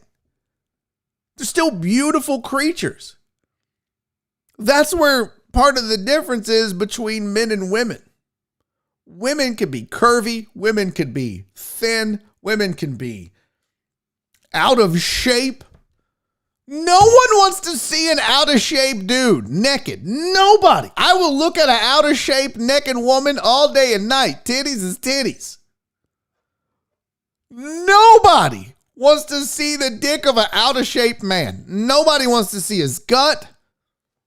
I mean, the titties of an out of shape dude and the titties of an out of shape woman are exactly the same titties. And nobody wants to see his. They want to see hers.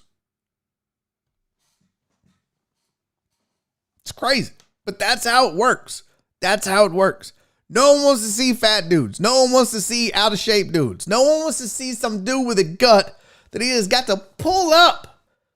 I mean, you probably see his balls because they're hanging below it, but it's just, guys are fucking gross, man. We're gross. Now, if you're a buff dude and you got big muscles and, you know, I don't even think you maybe get away with a smaller than average dong if you got nice muscles. Because chicks will still be like, I know. Listen, we'll figure it out. But his shoulders, that's the weird thing about, you've never heard a dude go, fuck, dude, did you see her shoulders? Oh my God. Checking out fucking, oh man, I hope this new Shoulders magazine is out. I said, bro, just at me next time. Jess said, I don't know, man. The dad bod made a huge movement. Jess, let me tell you my theory on the dad bod movement. You know who started the dad bod movement? Some dude with a dad bod that couldn't get laid. And he was like, I got all this money. I'm going to fucking create a bunch of fake ass Instagram accounts and do some press releases and write some articles and have them published, all saying how great the dad bod is. Because every chick I've ever talked to about dad bods is like, I mean, it's like my man. Like, I don't give a fuck. It's like, okay. Yeah, it's like I'm fucking a roll of Pillsbury dough. Bleh. So my theory is that some dude with a dad bod is the one that started the dad bod movement. It's just my theory. Just my theory. Michael said, is the you can get away with a small dong thing if you have muscles thing true, Tony? Wow. All the shots being taken in the chat right now. If they're on Tony, I'm here for it. Josh said there might be one out there that wants to see this gut. Maybe. I don't know about that. Do a sit-up, Josh. Jess said, I don't know. I think Chris Pratt was cuter when he was a chunk. Ugh. Really? Jess, really? You think... You're going to make me do it, huh? Chris Pratt fat. Oh. This is what you liked, huh? Okay. This was... No. Oh, that's a YouTube video. Don't want that. No. Don't. I'm not even reading the chat. I don't want to see whatever it is that you are posting. I don't care, because I am going to call your bluff. Jess, I'm going to call your bluff. PK, right now, let the ridiculous lies that you women spew come to an end. It is bullshit. You're gonna tell me, you're gonna sit here and bald-faced lie to me and tell me you'd rather have sex with the dude on the left of your screen than the dude on the right. Well, I mean, it's my left. You'd rather have sex with the dude in the American flag shorts than the guy holding the phone. Man, ladies, I'm gonna need you to pack up all your shit. Put your makeup in there. I'm gonna need you to get your shoes. Go grab your panties. I'm gonna need you to get put it all in a suitcase and get the fuck out of here, because there is no way that you would rather have sex with the dude in the American flag shorts than the phone guy. Stop it. Stop it.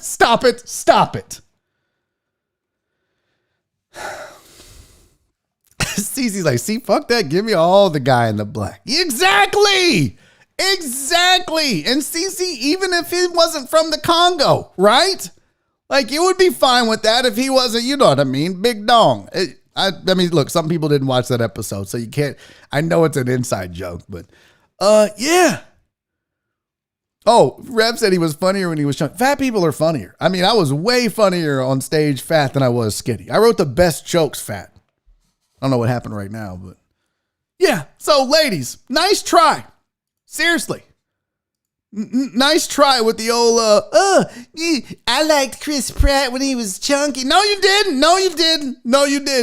Because there ain't no goddamn way you're like, oh man, look at that smooth front where there's no definition between his shoulders, his titties, and his gut. Look at how it all just looks like a big flat sheet of fat white paper.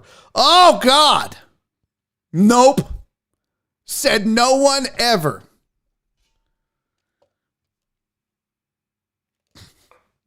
Roland said, why do his nipples look like that? What do they look like? Hold on. I wasn't even looking at his nipples. I was checking out his dong. Oh, they're just small. They're just small. What's wrong with small nipples?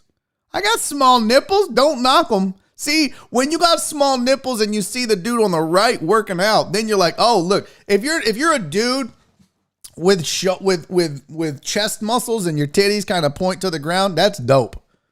And now you know you're doing something right. Tony, would you please stop acting like you're a hunk? It's so fucking lame. God, Tony, stop trying so hard in the chat. Oh my God, you're killing me with this shit. Just chill and have fun. Jen said, I mean, is this my husband or my freaking week? There's a difference. No, there's no difference, Jen. You really want a fat husband, Jen. Is that what you're telling me, Jen? There's no way that chicks are like, okay, stop it. You don't want him. You don't want him. I mean, look, your husband may turn fat. Hi, Nora. You don't want him to be fat. You don't want him to be bigger than when you met him. It happens. We all get older and get out of shape. But there's no way, ladies. Let's go back to the original argument. Katie, you're so Mary. You've met my husband? Yeah, but I want to go back to the original argument, Katie. Jess said I refuse to stand corrected. Let me translate for you fellas out there what that means. That means I won. That means I won. She knows goddamn well. Who's hotter. Who she would rather have sex with. If both of these dudes walked up to her and said, I want to have sex with you, who are you choosing? Yeah, that's what I thought. Nice try, ladies. Strong arms with a beer gut. Amos said women aren't as superficial as us, Barry. Oh, no, but they're superficial, Amos. Amos, seriously. I'll ask you too, Amos. Which one of these dudes are you fucking? American Dad or Tone Phone? Huh? Who you know damn well, Amos. If I'm like, Amos, you have to have sex with a white guy or everybody you love is going to be murdered. Who you banging, Amos? Amos is like, bro, why you asking me this? Because it's the question. I'm asking you a question, Amos. Young, virile black Amos. Which white guy you having sex with? Dad bod or Tone Phone? Your family's life depends on it, Amos. That's what I thought.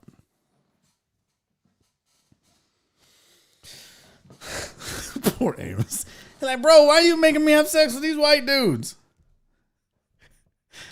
Oh my God, this is weird. This got weird. John said, Dad bod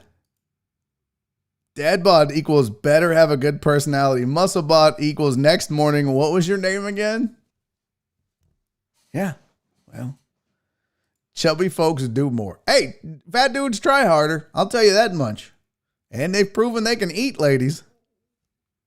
Right? You ever watched a fat dude eat a pastrami sandwich? Talk about flooding the basement. Shit. Wallace said Barry's out here killing our confidence. I'm just keeping it real, all right? I'm just keeping it real for you guys. Just trying to... Amos said, I've been both sizes when I was single. Never had an issue. And I plead the fifth. No, Amos, answer the question. The ladies, Amos, don't do this. The ladies stepped up. When I said, ladies, do you look at porn? Every lady answered me. Amos, you have to answer me. This is the question presented before you. Amos Johnson. You have to have sex with one of these dudes or everybody in your family gets murdered. Who are you banging, Amos? That's the question. Captain America or Tone Phone? Who are you banging, Amos? I'm not moving on with this show until I get an answer. I'm just fucking with you. All right. Let's keep rolling. We've wasted enough time on this foolishness because we still have some serious things to discuss. Oh, boy. You guys, just when you thought that The Mandalorian was good and Gina Carano was cool and it was all fun and games and then she goes on and does dumb shit and tweets dumb things and says dumb things. And if you missed it, Amos, by the way, this is Amos's final answer. He's going to miss his family. Gina Carano posted this on her, what I think is her Instagram. And she said, Jews were beaten in the streets, not by Nazis. And I don't know if she just reposted this or said it herself, but she put it on her Instagram. She put it on her Instagram in support of it. Jews were beaten in the streets, not by Nazi soldiers, but by their neighbors, even by children. Quote, because history is edited, most people today don't realize that to get to the point where Nazi soldiers could easily round up thousands of Jews, the government first made their own neighbors hate them simply for being Jews. How is that any different from hating someone for their political views? Ooh. Gina. Here's the thing. This is one of those things where Ted Cruz like, cancel culture just ruined Gina Carano for no reason. Really, Ted? Really? Really, Ted? You firmly believe that? I just want to go on record as saying I've never hated Ted Cruz more than I hate him over the last 6 months. He is a sniveling coward and a piece of shit. When you go back and look at how he acted towards Donald Trump when he talked about his wife till now, you are a fucking cuck, bro. Cuck. And I will say this. You can say whatever you want. You have the right to say what Gina Carano said or post what Gina Carano posted. Yes, you live in a country where you can say that. But you also live in a country where you may have freedom of speech. But there are the results of your comments are not always up to you. If you say some mean, hateful shit, you don't just get to say that and get away with it. You don't get to compare the Holocaust to being a Republican. What the fuck kind of logic is that? What kind of logic is it? Makes no sense because at its core, that's what this is. She's saying, being a Republican, oh my God, it's so difficult. Gina, no one ever fucking killed you and gassed you and branded you because you were a Republican. They may not like you, but that's called political differences. It's a huge difference. And when you say something that fucking ridiculous, there will be consequences to it. And the public in general, good, decent people, will hold you accountable for such silly shit. And it happened. So she said it. She also supported some of these tweets, including America doesn't have a systemic racism problem. America has a violent leftist extremism problem. And also, you are more likely to be assaulted for being a Trump supporter than your race in America today. I disagree with both of these statements. Needless to say, Lucasfilms and Disney has pulled her from The Mandalorian and she will no longer be on there. This was the statement that was released. Gina Carano is not currently employed by Lucasfilms and there are no plans for her to be in the future. Nevertheless, her social media posts denigrating people based on their cultural and religious identities are abhorrent and unacceptable. Yeah, and she's also super transphobic. Not a good look. Again, believe what you want to believe. I'm not condoning it, but I'm telling you, this is America. Can you be transphobic? Can you be homophobic? Can you hate black people? Yeah. Can you be black and hate white people? Sure. There are going to be consequences for those beliefs, though. It's just how this works. Because here's the thing, because people are like, oh, but that's my right. You don't get the right to hate people in this country. You get the right to believe it. And yeah, I guess you do get the right to hate people. I guess you do. But you also have to know that this country in general are good and decent people, and there will be consequences for it, period. So believe what you want to believe. And then you got dick faces like Ted Cruz coming forward and being like, well, that's cancel culture. Did you fucking read what she said, Ted? She compared being a Jewish person in the Holocaust. She compared being Jewish in the Holocaust to being a Republican in 2021. If you don't see that, Ted, you're a dumber fucking person than I ever thought. And anyone else is like, cancel culture got her again. Let me explain something about cancel culture. Okay? You don't get to blame your hate and your bigotry and your inability to proclaim those things on cancel culture. That's not how this works.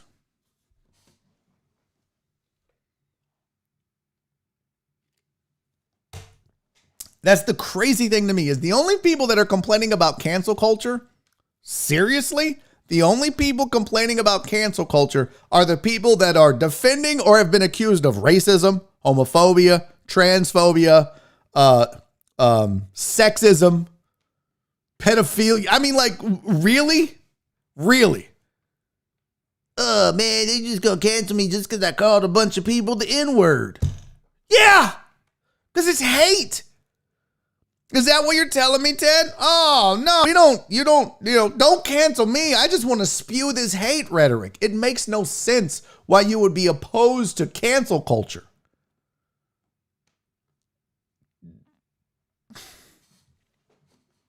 I don't know. I think there's the people that love to shout about, oh, cancel culture is going to be the downfall. Listen, yeah, are there people that go overboard with,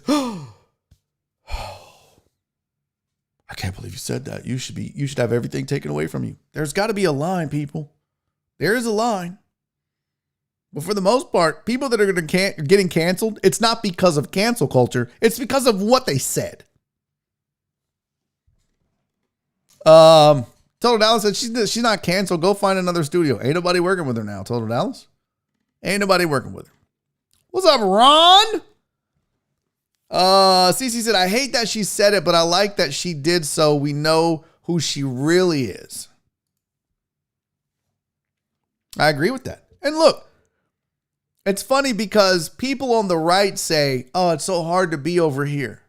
Everybody's trying to cancel it. This is what it's like to be a Republican. It's like being in the Holocaust. And the people on the left are saying, oh my God, it's so hard to be because everyone hates us and it's the right. And I mean, that's just politics. It's politics. That side hates that side. That's where we are in this country. But understand there's a difference between I don't like you because you're Republican and I'm a Democrat.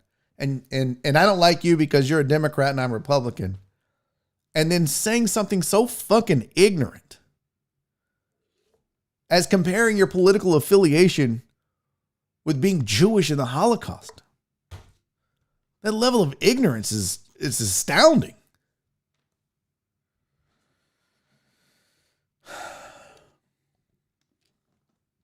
So the Mandalorian is going to be different going forward. That's for goddamn sure. I love it. Anytime these conversations come up, you can always bet on 1 or 2 thumbs down. Some of you bitches get sensitive. Some of y'all get your little Virginias hurt. Oh no, I can't be hateful. I don't like this. You mean I can't hate people? This is bullshit and I don't like what you're saying, dumb person. Jesus Christ. You people are amazing. All right, let's keep rolling because where did it go? Gina Carano. Speaking of Star Wars, hey, video game nerds, dorks, pay attention. You can't say the D word. You're going to get canceled. I'm a dork. I'm talking to all my video game nerds / Star Wars nerds. They are working on Ubisoft. Ubisoft is working on an open world Star Wars game, and I'm here for it. Now, I will say this. I played some Star Wars games in the past. Didn't really like them. Didn't feel it. But apparently they're working on an untitled open Star Wars game. It's still in the early stages of development and is apparently attracting a lot of talent. It says Ubisoft revealed a new open world Star Wars game is in development at Massive Entertainment, the makers of The Division, who are also working on a new Avatar game. Virtually zero details about the game have been released. When asked about the project, Ubisoft's CEO Yves Guillemot noted that the game will utilize cutting-edge technology, which may suggest it'll be a next-gen only game. So, it's probably going to be like a lot of these open world, Grand Theft Auto or The Witcher, Fallout. Something like that might be a lot more interesting because I got to be honest with you, as a video game dork myself, I had 2 different Star Wars games that people were just nutting over. They were just, and I played it, I was like, this fucking sucks. So hopefully this will be better. Hopefully this will be something that I can play and get into, because I'm a Star Wars fan. Seen all the movies, had all the action figures as a kid. I'm not like a nerd like some of y'all where I like fucking can speak Wookiee and shit. But I'd be into this. It'd be pretty dope. Ronald is just as bad. $20 for death sticks. I don't know what that means.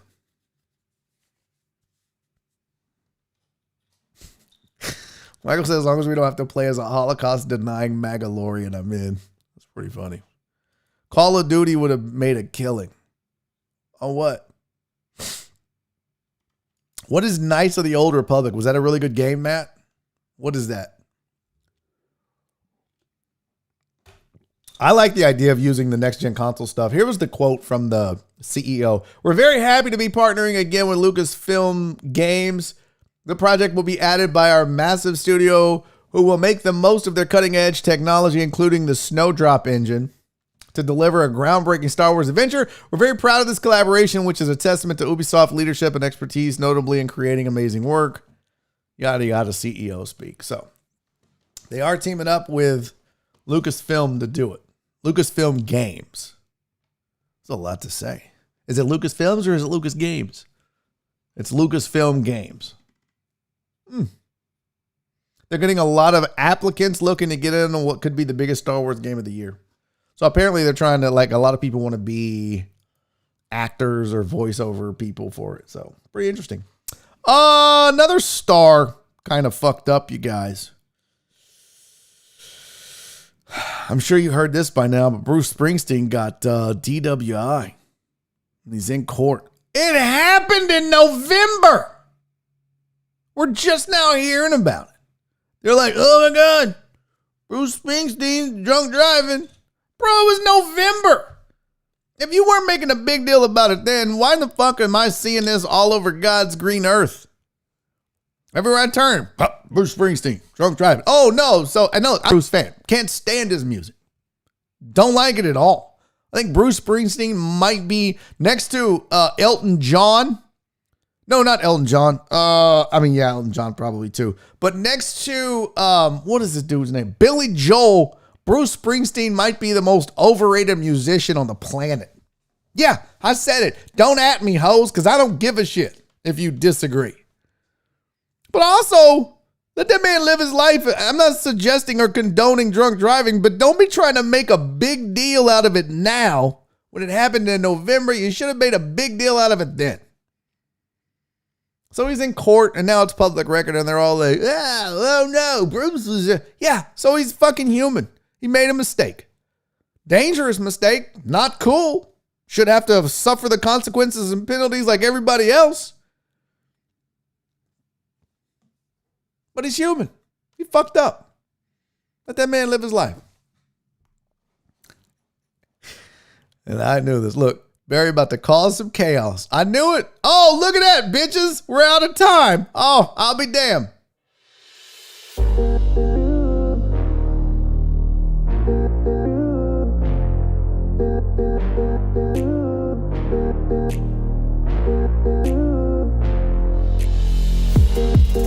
I told you don't at me, hoes.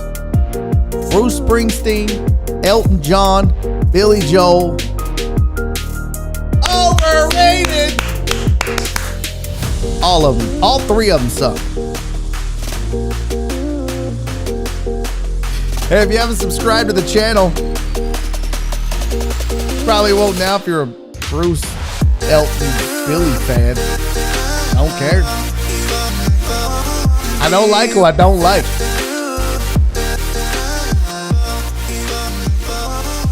I said don't at me, hoes. Y'all are still atting me. All right, peeps. I will see you tomorrow. It's Friday. Let's celebrate, bitches. We're going to talk about how to cover your pipes, and that's not sex talk. We're going to talk about your lawn. Jerome Solomon's going to join me to shoot the shit for a while. That's always fun. Plus more shenanigans and tomfoolery. I didn't get to all my links today, but I had fun. Thanks for talking porn and cancel culture with me. Got weird. Love you guys. I love you to death, every single one of you. from the most annoying to the most supportive. I love you all because you show up. So until tomorrow, be safe. Be kind. Yes, even you, Tony Garza. I love you too. Be safe, be kind, and most importantly, love each other. See y'all tomorrow.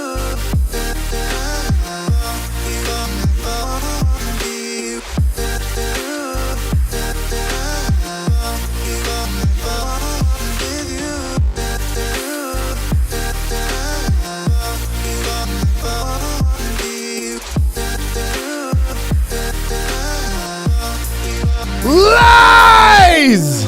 Daddy's making a YouTube video!